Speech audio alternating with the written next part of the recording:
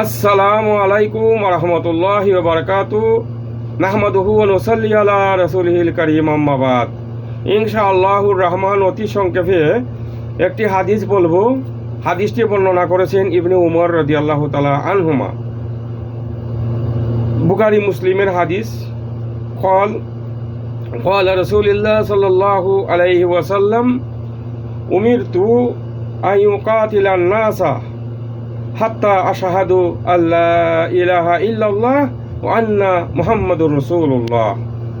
রাসূল সাল্লাল্লাহু আলাইহি সাল্লাম বলছেন, আমাকে হুকুম করা হয়েছে মানুষের সাথে যুদ্ধ করার জন্য যতক্ষণ পর্যন্ত তারা এ সাক্ষ্য দেবে আল্লাহ ব্যতীত সত্য কোনো ইলাহ নাই আর আমি তার রাসূল। ওই ইকামিস সালাতা, আর যারা নামাজ প্রতিষ্ঠা করবে, ওই ইতাইজ যাকাতা, আর যারা যাকাত প্রদান করবে, তাহলে সে একজন মুসলিম। তাহলে একজন মুসলিমের সে তো যাকাত দিবে, নামাজ পড়বে, সে একজন মুসলিম। কিন্তু যারা মুসলমান না, ও মুসলিম, তাদের ব্যাপারে এখানেও তাদেরও বলা হচ্ছে যে যদি তারা এখানে বসবাস করে তারা কি করতে হবে, তারা দিতে হবে জিজিয়া। আর যদি তারা জিজিয়া দেয় তাহলে তারাও মুসলিমদের মতোই তারা নিরাপদ থাকবে। তাদেরকে কেউ জুলুম করতে পারবে না, তাদেরকে কেউ নির্যাতন করতে পারবে না, কারণ সম্পূর্ণভাবে ইসলামী হুকুমত, ইসলামী সরকার তার ব্যবস্থা করবে। ফাইজা ফালু যালিকা আসামু মিন্নি দিমাহু ওয়া আমওয়ালাহুম ইল্লা বিল হাক্কিল ইসলাম ওয়া হিসাবুহু আলাল্লাহি তাআলা। ও মুসলিমরা তারা যদি জিজিয়া দেয় তাহলে তারা পূর্ণ নিরাপত্তার সাথে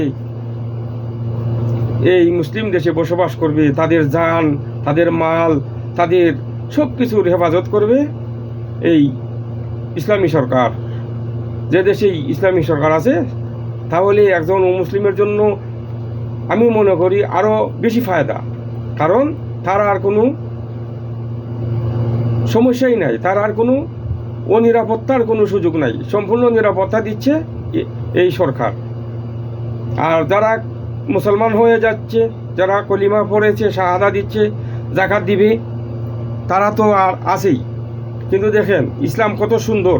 এই হাদিসটা নিয়ে বিভিন্ন ইসলাম বিরোধীরা বিভিন্ন মন্তব্য করে। এখানে বলা হচ্ছে যদি ইসলামের কোনো বিষয় হয় তবে সে হিসাব আল্লাহ দিবে, কারণ ইসলামে কোনো জোর জবরদস্তি নাই যে তাকে জবরদস্তি করে মুসলমান বানাতে হবে। এখানে এটা বলা হচ্ছে না।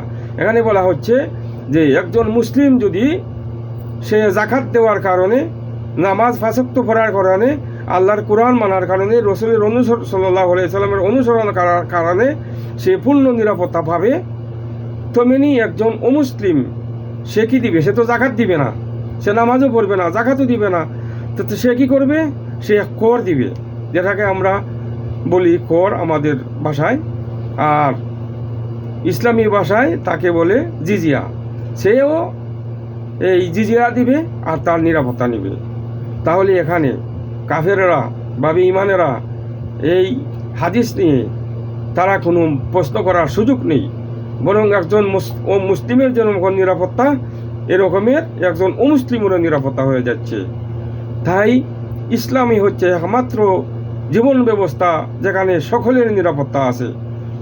আজকে আমাদের দেশে সহ বিভিন্ন দেশে মুসলমান তো আছেই, অমুসলিমদেরকে নির্যাতন করে এক শ্রেণীর সুযোগবাদীরা, তারা মুসলমান নাম ব্যবহার করে আর অমুসলিমদেরকে নির্যাতন করে। বদনাম হয় মুসলিমদের। যদি মুসলিম হুকুমত থাকতো, যদি ইসলামী সরকার থাকতো, তাহলে সমস্ত মুসলমানরা যেরকম নিরাপদে থাকতো, ওই দেশের অমুসলিমরাও নিরাপদ থাকতো। তো এখানে এই কথা ভাবার কোনো সুযোগ নাই যে তাদেরকে জবরদস্তি করে মেরে মুসলমান বানানোর কথা বলা হচ্ছে না। এটা এই জন্য বলা হচ্ছে যে তাদের নিরাপত্তার জন্য। তো ইসলাম যেহেতু আমাদেরকে শান্তি দিয়েছে, আমাদেরকে সঠিক পথে চলার জন্য নির্দেশ করেছে, এই জন্যই সমস্ত মানুষের নিরাপত্তা মহান আল্লাহ রব্বুল আলামিন দিয়েছে, আল্লাহ রসুল দিয়েছে। আসুন আমরা ইসলাম জানার ব্যবস্থা করি।